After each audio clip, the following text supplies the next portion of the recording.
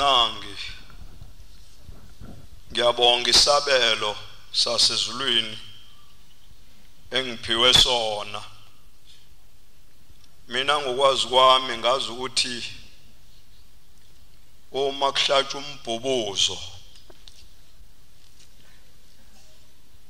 umbhubuzo ke inkomo leyo yentombi esuke izalele ekhaya. Bamncisha komunye unkosikazi wathi ningincisha inyama umbhubuzo nami yozimithe yami. Inyama ke njalo ayidlelwa esithebeni ngoba kusuke kuyinyama engahlambulukile, idlelwa eyindishini nasemapletini ngoba ugqoko olwabantu basezulwini abahlanzekile. Lenkolo ke le yasekuphakameni yo alpha no omega, eyokuqala futhi eyokugcina, ngoba ayimshiyi umuntu la ngiyithanda khona ngaphezulu kwethuna. Ubunazathi abumshiyi umuntu ngaphezulu kwethuna kodwa bungena naye futhi ethuneni. Umuntu wasekuphakameni mayihambile emhlabeni uvama ukukhuluma asho ukuthi ngihambe kanjani. Mayisejele uyasho ukuthi ngisejele, mayisekhaya futhi asho ukuthi ngisekhaya, ngoba inkolo yakhona iyakhuluma. Nedlozi futhi lakhona lithethwa ngembuzi, alithethwa ngegusha njengabeSuthu. Idlozi lala ekuphakameni lithethwa ngembuzi, imbuzi eqeda zonke izinto. Kodwa ngaloko kangisho ukuthi iqhoyisana abafazi ngeimbuzi. Lokho kwakushiwo kubantu abayintandana abangenabani futhi abagugile. Hayi kusuke wena uyingqabafu nje uthi uzoqhoyisa umfazi ngembuzi, akuhambe kanjalo. Soke sidlule engomeni ka 215 2:15. Izwa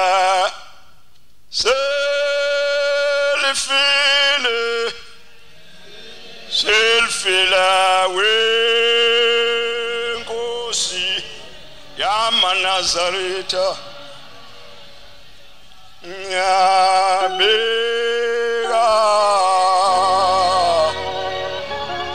indlebe yakho ngelisilo salo. Ngiyabeka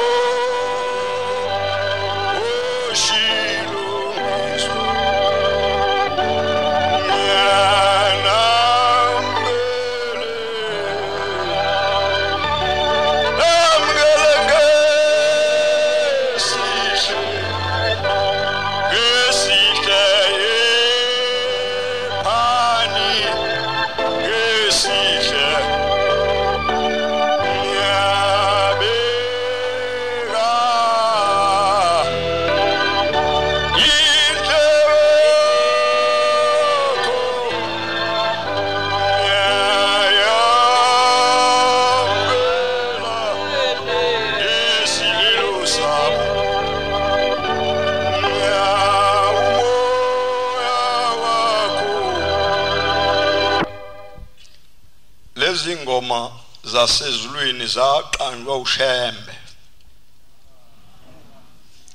Abanye abantu baqanjelwa oDibora Maculo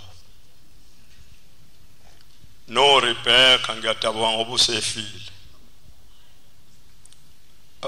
Ulo nangulo uBrenda njalo uyena wayebaqambele emasontweni onke amaculo abawaculayo bawaqanjelwa abaculi, kodwa lezi zala ekhaya ingoma zu242 zonke ziphasa imessage kumuntu. Ayikho ethi Jesus is coming or yes I know ngoba uShembe wathunywa kubantu. Ayikho neyodwa eyisingisi ngisho inganeke zala ekhaya kwaShembe. Imvamisa yazo zonke ziqanjwe amagama esintu. Imvamisa nje yazo. Abanye abafana bala ekhaya ngangifunda nabo esikoleni. Sifundiswa umfokabiyasi, khona umfokabiyasi owayesifundisa ukuba yikawuti. Sigqoko khakhi namabhande lawo yikawuti ethi asigijime esifundisa ukuthi asiqine. Sihambe sithi iwundlu leyidedele ingwendala iwundlu alibizwa imizwa yalo esifundisa ukuthi mawumfana uqina ungabe umthothongo. Khona umuntu okabe umthothongo azabe umthothongo ngisho enkolweni. Adlale nje ngisho iyona abantu abafaka ingubo ezineziphambano njengama ambulance. Umuntu adlale nje ambhuqusise ngithi nangu umuntu edlala ngomuntu eyiNazaretha ngoba yini umthothongo. Kanti kufuneka mawukholwa kule nkolo uhlakaniphe. Iwundlu leyidedele ingwendala alibizwa imizwa yalo sigijime sijombe esifundisa ukuthi asiqine siphaphama ungabi into nje sengathi awuphandlwanga. Isono sokuqala ke eNazaretha ukuthi mawuzala ingane ungayifaki isiphandla. Ake nifunde iphandla Genesis 21 verse 8. Sengiqala ukuphatha inkonzo ke manje. Genesis 21 verse 8. Uzwe nobani umuntu mayizala umuntu uyamregister emhlabeni usefikile. Akuzofunda impandla isilahla amatende. Umntwana wakhula walunyulwa uAbrahama wenza isidlo esikhulu msukwane elumula uIsaka lisenethi. Umntwana wakhula walunyulwa uAbrahama wenza isidlo esikhulu msukwane elumula uIsaka emfaka isiphansi. Enzela ukuthi angabe isililo. Isikhumbu Shembe abantu bafundisa ukuthi indoda ibe nebheshu unkosikazi noma ngabe phela siyasebenza noma sisebenza awuhlala ukubhincile wathi kodwa isikhumbi banaso ngoba siyinhlanga.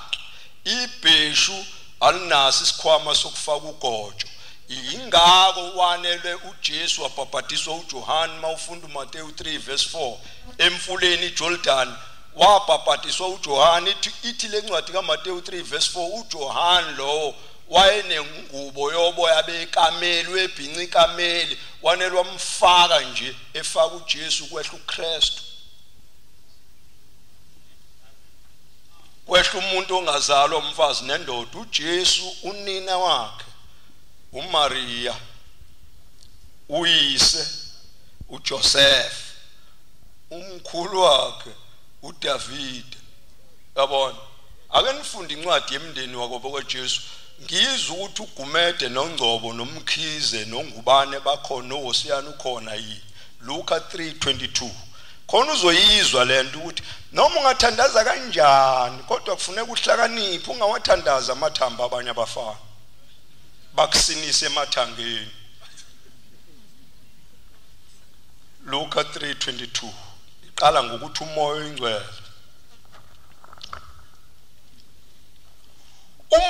oyingcwele umoya oyingcwele sikhuluma ngoJesu manje enesimo sengathi ijuba. Qhubeka Nkosi. Enesimo somzimba kungathi ijuba. Qhubeka. Wehla ezulwini phezu kwakhe. Kwafika izwi livela ezulwini lithi, wena uyindodana yami ethandiweyo, ngikholwa uwe. Izwi. Qhubeka baba.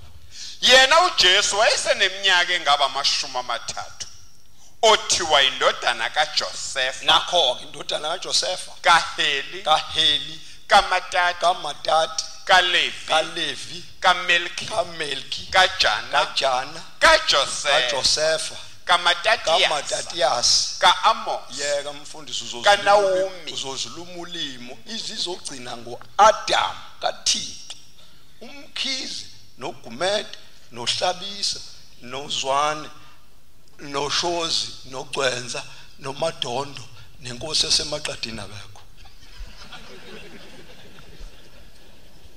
Cha ngikhuluma iqiniso manazenda ukuthi umndeni lo wabanye abafana. Thina inkosi yemndeni yethu nangu uGamaliyeli. Engithi mangithandaza ngithi Shembe nqaba nami ezwe manje ngoba la ekhaya kawukhonza uDoli. Jeremiah 10 verse 5 la ekhaya awukhonza uDoli into engahambi. Obaba bethu abasizalayo babesifundisa ukuthi mawulusile inkomeni wathatha ibumba lenza inkomo awuvumelekile ukungena nalo ekhaya ngoba kuzodinwa imndeni yala ekhaya ukuthi usuthatha uDoli wawufaka phakathi komuzi. Ngatshela omunye umfazi engenayo ingane ngathi musu ukuthatha uDoli ubeke la ngoba idlozi lakho lizobona ukuthi unayo ingane. Wanelwa ukhipha wamitha. Ayibonga inkosi yasekuphakameni. Wakhipha uDoli saseziyamporoma. Funda. Amukho ongangawe Jeremiah 10 verse 5. Jeremiah 10 verse 5.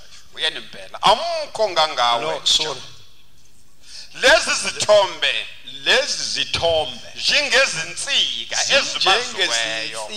ezibaziweyo azikhulumi ziyathwalwa ngokuba azinakuhamba zihambi lezi ningazesabi ngokuba zingekwenze okubi futhi azinakwenza ngeke sikwenze. Ngiyabonga sithombe ungasabi bosabi inkosi yasekuphakameni ngoba izokutshela ukuthi ubona einkonzweni kukhonza isiphambano bethi isiphambano siyigugu basaba ukukhonza uJesu ngoba unemthetho. Bathi ke igugu lethu isiphambano. Yini igugu lakho kube iplango kungabe umuntu ophefumulayo. Alungile ophefumulayo ngoba uzokutshela ukuthi akulungile mawuganiwe eqhoyisa umfazi ngoba uzofunga ezulwini. Amadoda onke ngiyawacelela enkosini yasezulwini ukuthi aphiwe imali aqhoyiswa amakhosikazi baphelele nje abantu. Ngoba lento iyahlupha mawusufile nengane mawuyizele yazi ukuthi izalo wena wakabani.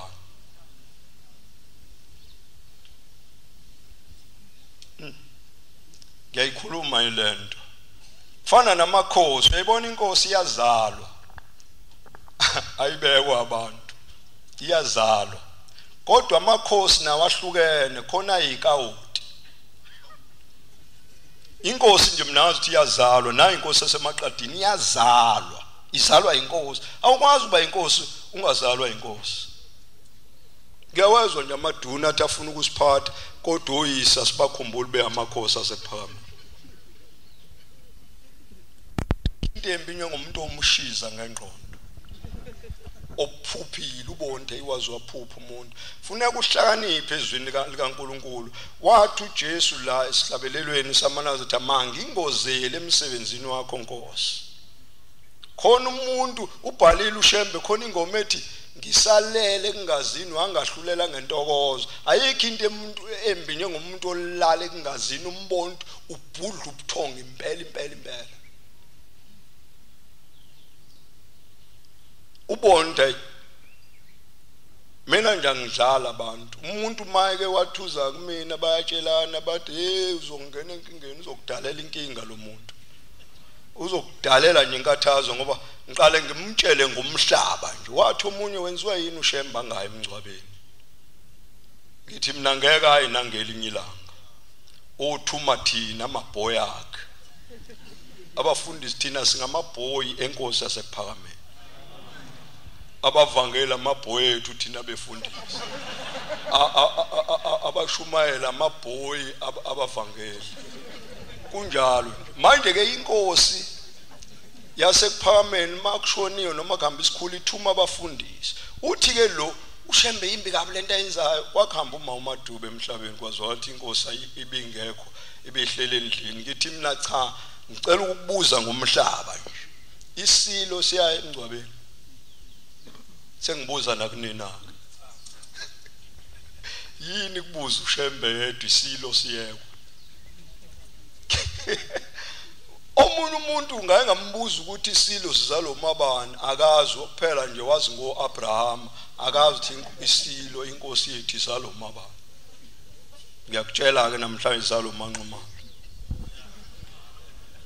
niyangizwa izalo manquma funa uqale wazi ngekini qala ngaphambi ukuthi wazi ngezinye izinto mina mangibuza ukuthi ushembe uzalo mabani ngiyasho ngithi uzalo magadela ngoba ngikhuluma ngento engiyazi ilanga lizalo umabani ngithi uma umangwenya inyanga yezulu yona izalo bani uma umasigasa uthingo lwenkosazana oluzalo uma kaMagwasa omunye ngakuphupha lokwathi engwakwashembe ngathi mangithi ngiyambheka hayi lo muntu ayena kwakuwesifazana ngathi ubani igama lakho washo ngathi uzalwa imuphi ushembe wathi ngizalwa inyanga yezulu ngathi ngizobiza uma Sibiya wabaleka kuze kube namhlanje ngoba wekhuluma into angayazi khona umuntu okafuna ukuzisisa entweni enkulu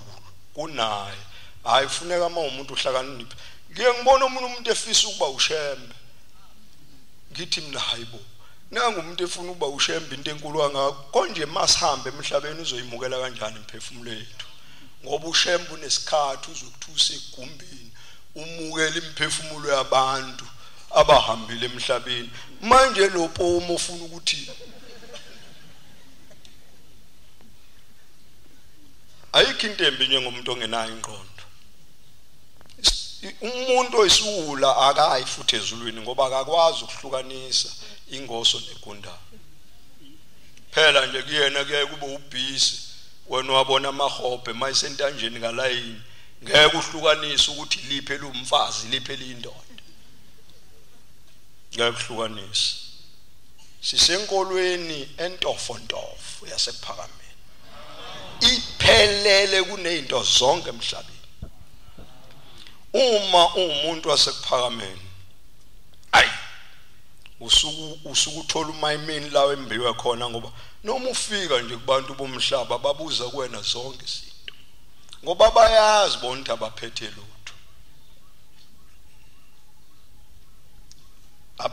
lutho izinto zonke zikushembe uyinsimi ushembe evundile silima kuyena konke okuhle ngoba yidwala elihle lamanazetha azikhethela lona uJehova ngokuthanda kwakhe inkosi yakwaNtuli embongolwana yathi abantu abamba umgwaqo yakhomba indawo kwase kuqhamuka inkosi ilanga uBoniface umuntu wayengakaze ayidle ingulube wayemuhla ukwehlula wathe kwamaphumulo esinamfini ehlezi nje bukela umgidi kwasuka izintombi zamabhinca zathe zicela ukumgaqo ubuhlala ngoba kwawuyinkinga kwathiwa ngicela ukumfaka ubuhlala ngase ngicabanga lencwadi kaSamuel wesibili 6:13 ethi uDavida wasina wangqibitha phambi kaJehova ithi ke walunguzwa indodakazi kaFaro ngewindi yathi ngiteteleni ngiyomqoma kwathiwa yey ngoba sithi sikhuluma indaba yaseZulwini abafazi babe besenyameni kodwa ngikhuluma iqiniso manazathu ukuthi kwasuka intombi zamabhinqa zathi sifuna ukumhlala ufaka ubuhlala azikazimbone umuntu omhle kanje sithe sinye isithuthe sisebenza naso hey mina ngiyayithanda isonto leni kodwa ayi ngidinwa mase nithi ushemba uNkulunkulu ayifike ngidinwa ngithi mina konje wena usonto yapha uthi ngumpostoli ngithi mina unebhadi kangaka usonto kubantu abafaka amasokisi angafani abapostoli mabezokushumayeza into yokuqala bafike bayifune bafike bafuna i-x-ray kaGwayi Isaiah 50 verse 11 ake sifunde ngoGwayi la ekhaya kupolombo la ekhaya ubhena usikaledi ngoba ubhaliwe mhlawumbe isingisa usazi ubhaliwe kuthiwa smoking is a health risk uriska ngempilo yakho mawudlala verse 11 Isaiah 50 verse 11 ngokuba bhekani nina nonke abaphemba umlilo bhekani nina nonke abaphemba umlilo nabazihaqa ngeinhlasi hambani ekhanyeni komlilo wenu hambani ekhanyeni komlilo wenu nokwezinhlansi eneziphembileyo lokhu niyakwamkela kwesami isandla niyakulala phansi ngenhlupheko ngiyabonga baba bhekani nina abaphemba umlilo nabazihaqa ngeinhlasi babo mawubhema insango uhlikihla izandla hlukana kunamhlanje Jeremiah 25:27 la ekhaya sidliwe isiqatha mawudla isiqatha uzoba nenkingi ingako ngithi Jeremiah 25:27 inkosi ilanga ayithi mayisikhokhela ibe seyithi mawuyinkosi edakwayo abantu bazokubuza bathi inkosi enjani